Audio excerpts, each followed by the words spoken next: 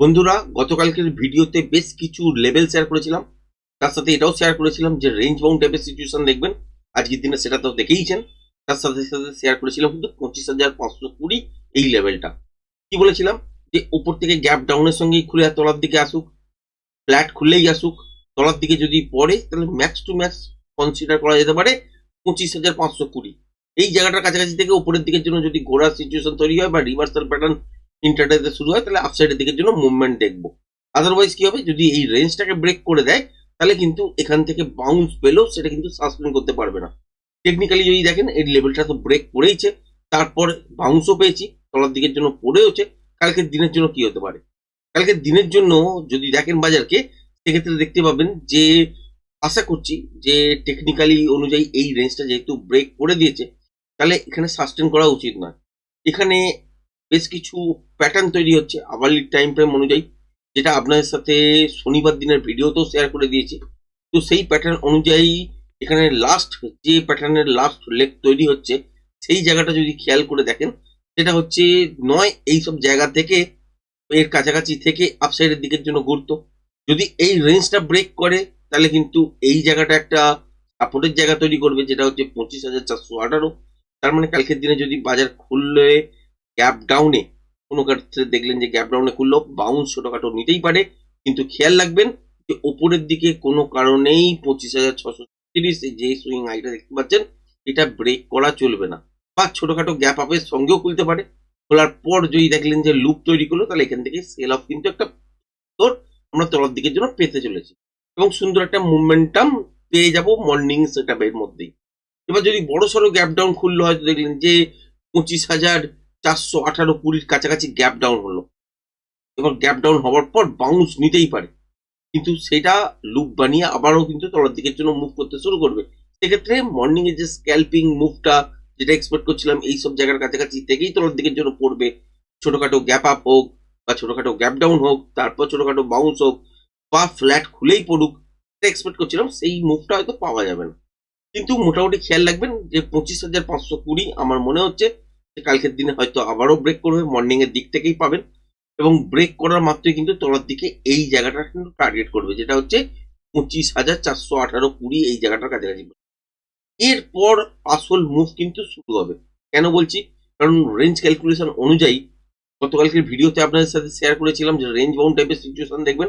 তো আজকের দিনে তো দেখেইছেন।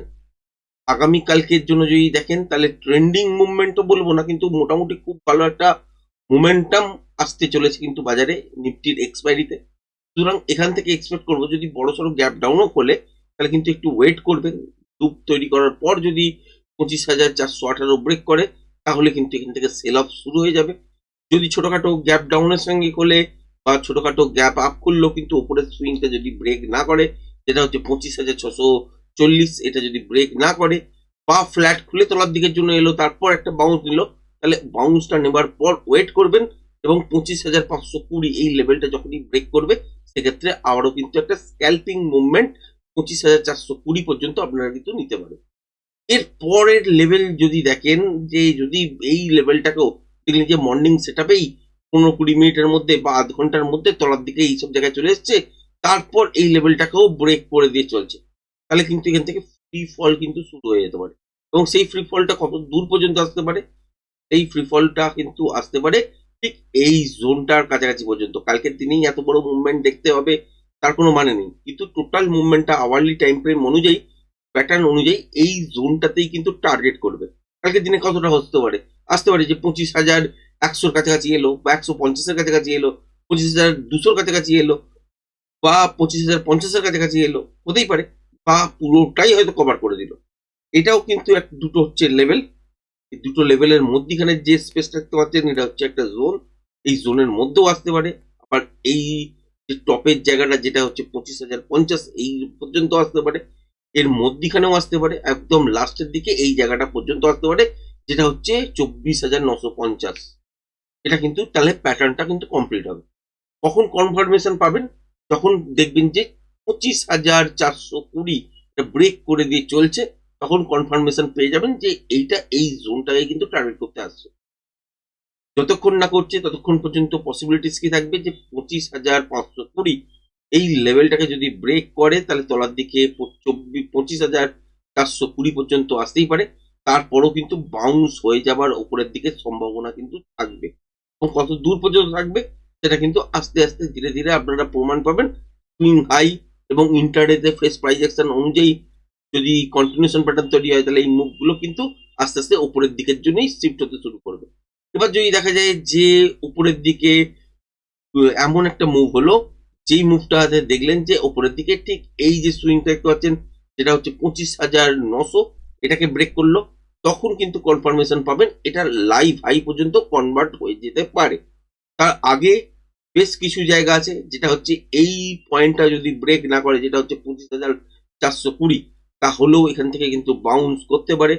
যদি ব্রেক করে দেয় কনফার্মেশন পেয়ে যাবেন, এবং সেক্ষেত্রে এই জোনটাকে কিন্তু টার্গেট করবে। এটা হতে পারে যে কালকের দিনে হয়তো দেখলেন বেশ কিছুটা ভালো ফল হলো, কিন্তু একদম তলা পর্যন্ত এলো না, 25,120 বা 25,150, 180 এইসব জায়গার কাছাকাছি এলো, তাহলে নেক্সট দিন কিন্তু বাদ বাকি ফলটা কিন্তু দেখবেন, তারপর হয়তো বাউন্স দেখবেন, এরকম সিচুয়েশন তৈরি হবে। আর বা যদি বাজারের হাতে টাইম থাকে তাহলে পুরো মুভটাই কিন্তু একদিনে কভার করে দিতে পারে।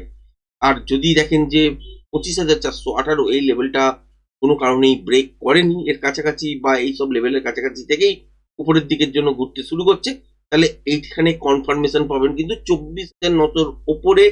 এইটা কিন্তু 24,900 বলছি, সরি, 25,900 ওপরে সেটা কিন্তু লাইভ হাইতে কনভার্ট করতে পারে। তার আগে কিরম কিরম করে কাজ করবেন, যদি এটাকে ব্রেক না করে তাহলে এখানে দেখবেন যে প্যাটার্ন ওয়াইজ আপসাইডের দিকের জন্য মুভমেন্ট দেখার চেষ্টা করবেন, এবং সেক্ষেত্রে এই সুইংটা কাজে লাগাবেন, যেটা হচ্ছে সুইং হাইওয়ে আছে আজকের দিনে, সেটা হচ্ছে 25,634। এইটাকে ব্রেক করলে এই গ্যাপটাকে ফিল করবে, এবং গ্যাপটাকে যখনই ফিল করবে আলটিমেট কিন্তু উপরের দিকের জন্য আবারও আপনারা কিন্তু 25,840-50 পর্যন্ত মোমেন্টাম অনায়াসে পেতে পারেন। তার জন্য দেখতে হবে যে ঠিক এই জায়গাটা খেয়াল রাখবেন। এটা যদি ফিল না করতে পারে তাহলে কিন্তু বাজার উঠছে না, মোটামুটি এটা আপনি ধরে নিতে পারেন। এবং তলার দিকে খেয়াল রাখবেন 25,420 এই লেভেলটা যদি না ব্রেক করে উপরের দিকের জন্য বাউন্স করার সম্ভাবনা বেড়ে যাবে। যদি ব্রেক করে সাস্টেন করতে শুরু করে দেয় তাহলে কিন্তু তলার দিকে 25,050 থেকে 24,950 পর্যন্ত আমরা টার্গেট দেখতে পারি। এবার ব্যাংক নিফটিতে যদি দেখেন সিচুয়েশন তো সেম, প্যাটার্ন কিন্তু আলাদা।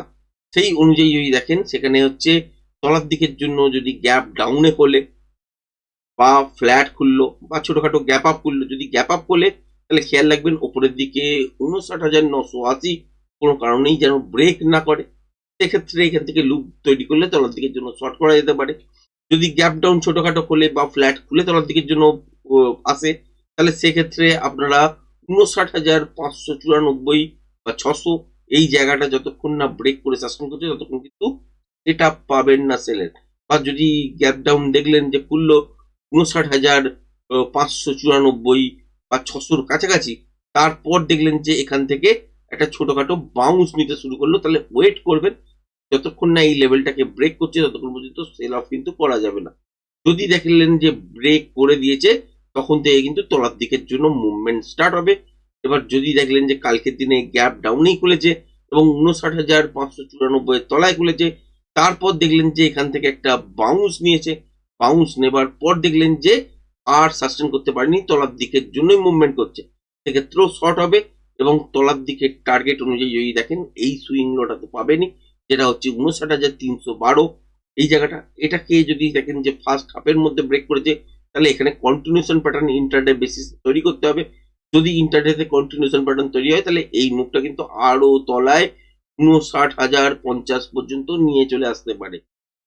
আর যদি এইসব জায়গার কাছাকাছি দেখলেন যে রিভার্সাল টাইপের কোনো প্যাটার্ন তৈরি হচ্ছে, তাহলে এই মুভটাই আবার উপরের দিকের জন্য ঘোরার চেষ্টা করতে পারে। এই হচ্ছে কালকের জন্য বিশ্লেষণ। এবং প্যাটার্ন ওয়াইজ যদি দেখেন নিফটির ক্ষেত্রে যতক্ষণ না সামথিং 24,000 25,418 এই লেভেলটা ব্রেক করছে ততক্ষণ কিন্তু সেল সেট আপের ওপর মুভমেন্টাম আসবে না, স্ক্যাল্পিং আসতে পারে 25,520 এটা ব্রেক করার পর। তো এখানে নিফটির লেভেলগুলোকে খেয়াল রাখবেন যে 25,418-20 এই লেভেলটা ব্রেক করে চলছে কিনা, তাহলেই কিন্তু ব্যাংক নিফটিকে বুঝতে পারবেন এবং সেই হিসাবে সেলিং সেট আপও কিন্তু ট্রাই করতে পারবেন। যাই হোক, আজকের ভিডিওটা এই পর্যন্তই রাখলাম। ধন্যবাদ।